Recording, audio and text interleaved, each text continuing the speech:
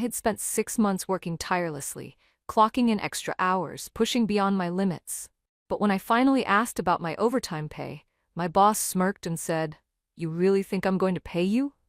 Those words hit me like a punch to the gut. I had sacrificed weekends, stayed late every night, and even missed my best friend's wedding just to meet deadlines. And now, after months of empty promises, I was being mocked for expecting what I had rightfully earned. My name is Emily Carter, and at 27, I had landed what I thought was my dream job at Titan Corp, one of the biggest marketing firms in the city. The role was intense, but I was ambitious. I wanted to prove myself. From the very first month, I noticed something odd. Overtime wasn't automatically calculated into my paycheck. "Don't worry," my boss, Richard Moore, had reassured me, flashing his expensive Rolex. "It'll all balance out. Just keep giving your best, and we'll take care of you." I was naive enough to believe him. At first, I didn't mind. I wanted to show I was a team player.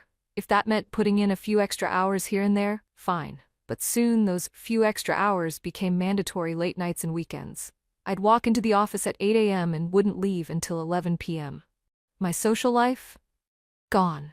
My personal time? Non-existent. Whenever I asked about my overtime, Richard had a new excuse. "Next payroll cycle, don't worry. The finance department is working on adjustments. It's just a small delay, hang tight." But now, 6 months in, I was done waiting. That afternoon, I walked into Richard's office, took a deep breath, and asked, "Richard, I've worked over 500 extra hours.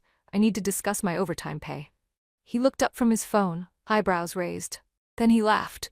"You need to discuss what?" he scoffed. "Emily, the company has given you so much. Experience, mentorship, a strong resume. And now, you want more?" I clenched my fists. "I don't want more. I want what I've earned." Richard leaned back in his chair, studying me with the arrogance of a man who believed he was untouchable. "Listen, sweetheart, Titan Corp is a place where people prove themselves. If you don't want to put in the effort, I can always find someone else who will." My stomach twisted. Was he serious? "If you don't like it here," he continued, voice dripping with condescension, "you can leave. But don't expect a glowing recommendation. In fact, I'll personally make sure no company in this industry touches your resume." I felt my blood turn cold. This wasn't just about money anymore. Richard wasn't just robbing me. He was trying to destroy my entire career. And that's when I knew I wasn't going to let him win. I could have walked away. I could have swallowed my pride, accepted the loss, and moved on. But Richard Moore didn't just steal my overtime pay. He made it his mission to humiliate me, to make sure I would never work in this industry again. And that was a mistake. I clenched my fists so tightly my nails dug into my palms. My mind raced. Was this how things worked? You give everything to a company and in return they strip you of your dignity, your money, and your future? I refused to accept that. But for now, I needed to stay calm. "Understood," I said, forcing my voice to stay even. "I appreciate the opportunity." Richard smirked, satisfied. "That's the spirit." But inside, I was already planning my next move. As I left Richard's office, my mind was spinning. I knew my overtime wages were stolen, but what if I wasn't the only one? I pulled up my email and scrolled through my messages. Over the past few months, I had seen whispers among my coworkers, jokes about working late for experience pay, about bonuses that never materialized. At the time, I thought it was normal office banter. Now, I realized it was something much worse. I sent a few casual texts to trusted colleagues. Me, "Hey, random question, have you ever been paid for your overtime?" Coworker 1, "Lol, good one. Nope, Moore says we should be grateful." Coworker 2, "Girl, if you figure out how to get that money, let me know. I'm owed thousands." Coworker 3, "Wait. I just checked my pay stubs. Holy crap, this is theft." A knot formed in my stomach. It wasn't just me. Richard wasn't just a greedy boss. He was running a systematic wage theft operation. The next morning, I walked into the office, acting normal. No one could know what I was planning. But Richard wasn't done with me yet. Before lunch, an email from HR popped up in my inbox. Subject, urgent, employment review. I clicked it, my heart pounding.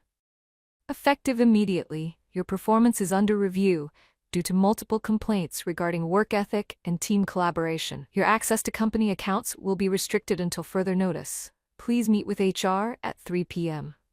I felt my stomach drop. Complaints? I knew what this was. Richard was trying to discredit me. He wasn't satisfied with stealing my money. He wanted to crush me completely. Beneath the email was a CC list. HR Director Richard Moore. Every executive in the company. He wanted to make sure that no one would ever take my side. But he had underestimated me. I calmly closed the email and picked up my phone, dialing, "Hello? Hi, this is Emily Carter. I'd like to report a case of wage theft at Titan Corp." Let the real battle begin. Richard Moore thought he had won. He thought he could erase me with a single email, cut me off from the industry, and move on like nothing ever happened. But what he didn't know, I had just begun to fight. I sat at my desk, staring at the email, feeling the white-hot rage simmering beneath my skin. Every fiber of my being wanted to storm into Richard's office, call him out in front of everyone, demand justice. But that's exactly what he wanted me to do.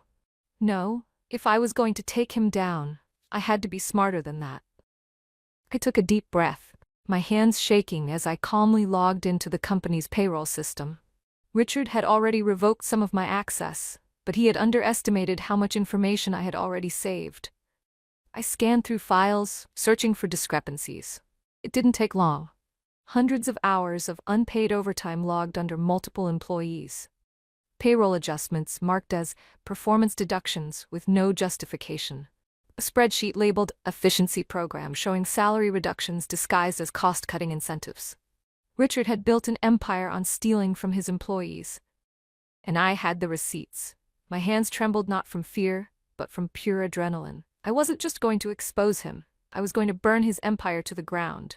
I grabbed my phone and texted my most trusted colleagues. Meet me at lunch. Bring your pay stubs.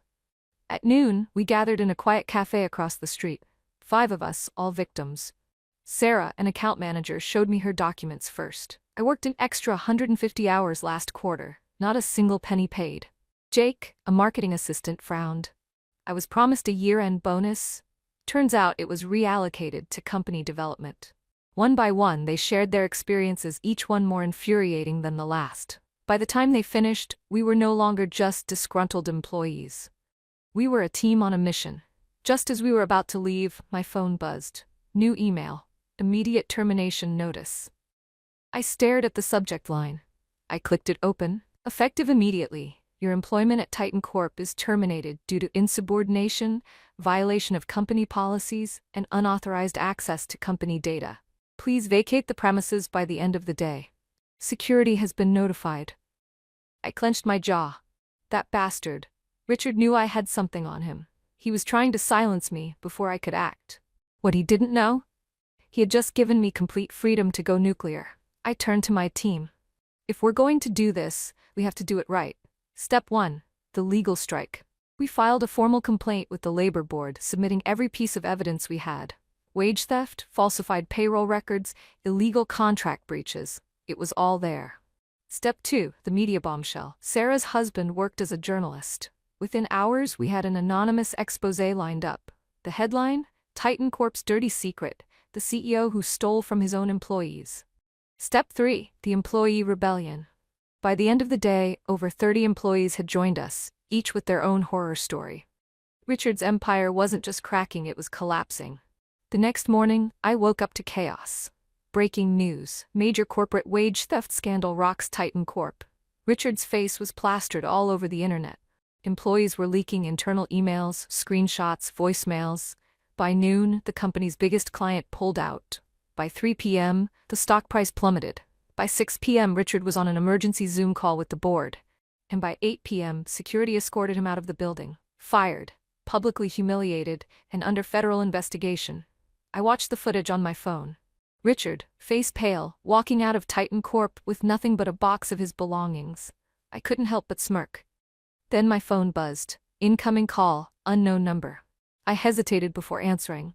Hello? A deep voice responded. Emily Carter? Yes? I'm calling from Summit Global. We've been following your situation closely. We'd like to offer you a position on our executive team. Are you available for a meeting tomorrow? I grinned. Yes, I'm available. Revenge wasn't just about taking Richard down. It was about rising higher than he ever could. Richard Moore was finished. His empire was in ruins, his reputation shattered. But for me, This wasn't just about taking him down, this was about making sure he never had the chance to rise again. I arrived at Summit Global's headquarters the next morning, my heart racing. The executive who had called me Daniel Reeves greeted me with a firm handshake. "Emily, we've been watching everything unfold," he said, motioning for me to sit. "And frankly, we're impressed. Not just by your work, but by your ability to dismantle corruption." I smirked. I didn't plan for it to be this dramatic. Daniel chuckled. "Well, that drama exposed one of our biggest competitors. And now we want you on our team." My breath caught. This wasn't just a job offer. This was an opportunity for complete redemption. But before I could respond, my phone buzzed. New email.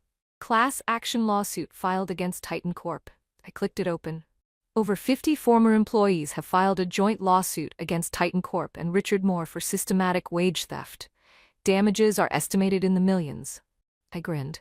Richard's nightmare had only just begun. Meanwhile, across the city, Richard sat in his penthouse apartment, watching his life crumble in real time. News anchor Titan Corp CEO Richard Moore has been accused of widespread labor violations. The fallout has led to mass employee resignations and lawsuits. Stock price down 75%. Social media, Titan Corp scandal trending #1 worldwide. Richard's hands clenched into fists. This couldn't be happening. His phone rang. It was his lawyer, Mark Hastings. "Richard, we have a serious problem." "No kidding, Mark. Tell me something I don't know." "The board is moving to cut all ties with you. They're putting the entire scandal on your shoulders." Richard's blood ran cold. "They can't do that. They already have." By the end of the day, Titan Corp filed an internal motion to permanently blacklist Richard from any future employment within the industry. The SEC opened an investigation into financial misconduct. And then, the biggest blow of all. New email. Due to multiple legal actions and financial losses, Titan Corp is officially filing for bankruptcy. Richard's empire was gone, his assets were frozen, and within 24 hours his home, his cars, his lavish lifestyle, everything was stripped away. A week later, I walked into my new office at Summit Global, overlooking the city skyline. "Incoming call, unknown number," I answered, expecting another reporter. Instead, I heard a familiar voice, shaky, desperate. "Richard, Emily? I need your help." I nearly laughed out loud. I need a job. I have nothing left." I let his words hang in the air, savoring every second. Then with the same smirk he had once given me, I replied, "You really think I'm gonna help you?"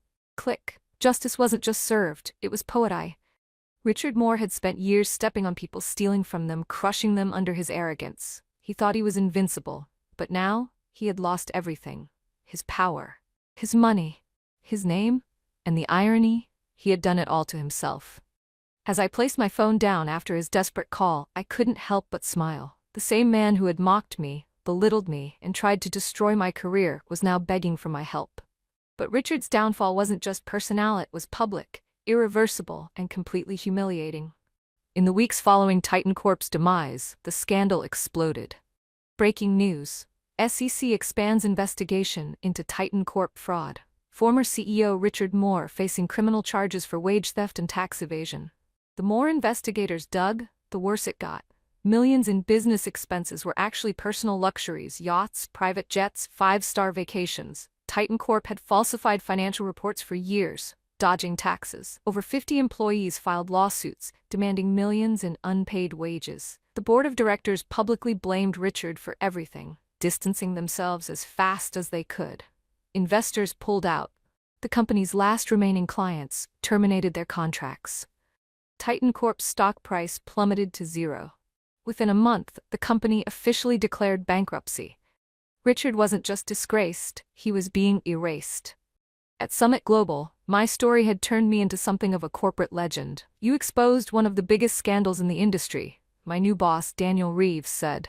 "That's not just impressive, it's invaluable." Not only was I hired, but I was offered a leadership role. Vice President of Corporate Ethics and Employee Rights, a position created just for me. I had gone from an exploited employee to an industry leader.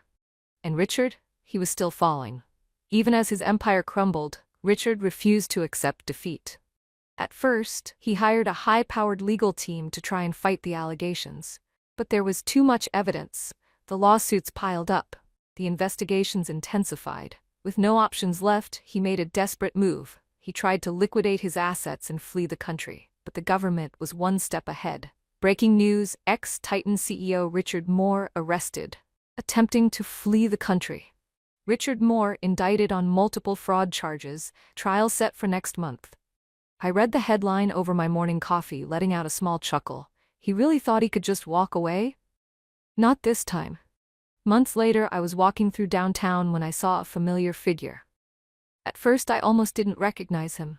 Gone was the confident, arrogant CEO in his tailored suits. Instead, he wore an oversized coat, his hair unkempt, his face hollow from stress. He wasn't walking with purpose anymore. He was dragging himself, a man completely defeated. For a moment, our eyes met. His expression, a mix of recognition, shame, and something else. Desperation. He hesitated, as if debating whether to say something. Then, with visible reluctance, he took a step toward me. "Emily," he said, his voice hoarse.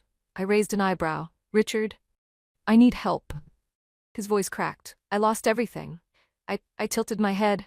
"You don't say." He exhaled shakily. "Listen, I know I wasn't the best boss, but I just need something small, a recommendation maybe. I just need one company to take me back." He was pleading. The same man who had mocked me for asking for my wages, the same man who had laughed in my face while ruining my career. Now, he was standing in front of me, begging. For a brief second, I almost felt sorry for him.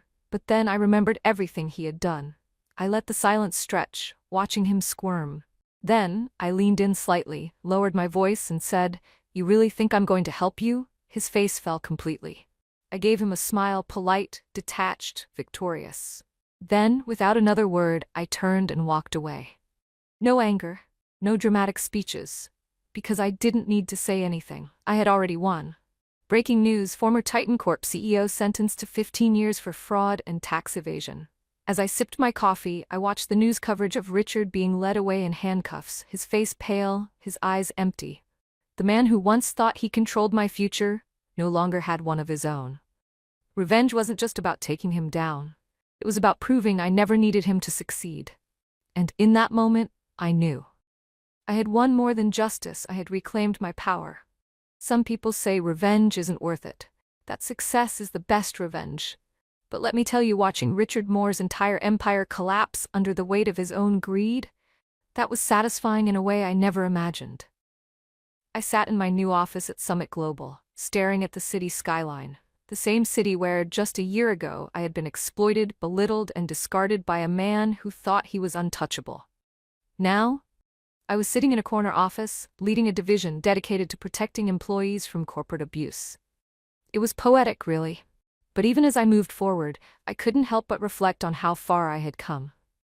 Breaking news: Richard Moore found guilty on all charges, sentenced to 15 years in federal prison. The headline flashed across my screen, but I barely reacted. I had already made peace with the fact that Richard was finished. His fortune? Gone. His reputation? Destroyed. His name? A cautionary tale in business schools. Titan Corp had crumbled into dust, its remaining assets liquidated to pay off lawsuits. Former employees had finally received their stolen wages, and new regulations were being introduced to prevent similar abuse in the industry. The impact of the scandal went beyond Richard. It changed the industry. And I had been the one to light the match. One afternoon, I received an email from a university professor. Subject: case study on corporate corruption. Interview request. I opened it, eyebrows raised. "Dear Miss Carter, your story has become a pivotal case study in business ethics courses nationwide. We would love to invite you to speak at our upcoming seminar on corporate accountability." I let out a soft laugh. My downfall had become my legacy. I agreed to the interview. And before long, my inbox was flooded with speaking invitations, book deal offers, and even a documentary proposal. I never set out to be a symbol. I had just wanted justice. But now I had a platform to make real change. A few months later, I received one last unexpected message. Subject: request for correspondence, Richard Moore. I stared at the screen, debating whether to open it. After a long pause, I clicked. "Emily, I know I don't deserve your time, but I had to try. Prison is different than I imagined. I've lost everything. I don't expect forgiveness, but I need to ask, was I really that terrible? Did I deserve all of this?" I exhaled sharply. This man had stolen from me, tried to ruin my career, laughed in my face, and now, from behind bars, he was searching for validation, for absolution. I closed the email without responding, because the truth was, I didn't care what he thought anymore. People always say success is the best revenge, but for me, revenge wasn't just about winning. It was about proving that he never had power over me to begin with. I didn't need Richard Moore's acknowledgement. I didn't need his apology. I had already won. And that was enough. Revenge wasn't just about making Richard Moore pay for what he did. It was about proving that no matter how much power someone thinks they have, the truth will always catch up to them. I had won. But as I sat in my office overlooking the city skyline, I realized this victory wasn't just mine. After Titan Corp's collapse, something incredible happened. Other employees, not just from Titan, but from companies across the industry, started coming forward. Reports of wage theft skyrocketed. New labor laws were passed to protect workers. Executives at other companies were being investigated for similar crimes. One scandal had turned into a movement. I started receiving messages from people I had never met. Your story gave me the courage to stand up to my own toxic workplace. Because of what you did, my company changed its policies. You proved that we don't have to stay silent. For the first time, I realized this wasn't just about Richard. This was bigger than me. As for Richard, after his sentencing, he disappeared from the public eye. His name, once feared in the corporate world, was now nothing more than a footnote in a cautionary tale. I never heard from him again, and I never cared to. Looking back, I realized this journey had taught me more than I ever imagined. Lesson number 1. Power is an illusion. People like Richard Moore thrive on fear. They convince you that they're untouchable, but in reality, they're only as strong as the silence of those around them. Lesson number 2. The best revenge isn't just winning, it's making sure no one else suffers like you did. I didn't just take Richard down. I helped change an industry. Lesson number 3. Never underestimate your own power. I once thought I was just an employee, powerless against the system. I was wrong. One voice can start a revolution. My story wasn't just a personal victory, it was a new beginning. I had spent years working for others. Now I was ready for something bigger. So I did the one thing Richard Moore never saw coming. I launched my own company, one that put employees first, one that valued people over profits, one that Richard could never have built because he never understood true leadership. As I stood in my new office, I knew this was just the beginning. If someone tries to take everything from you, make sure they lose even more. Power is temporary, but integrity lasts forever. No matter how dark things seem, the truth always comes to light. The best revenge isn't just watching them fall, it's making sure you rise even higher.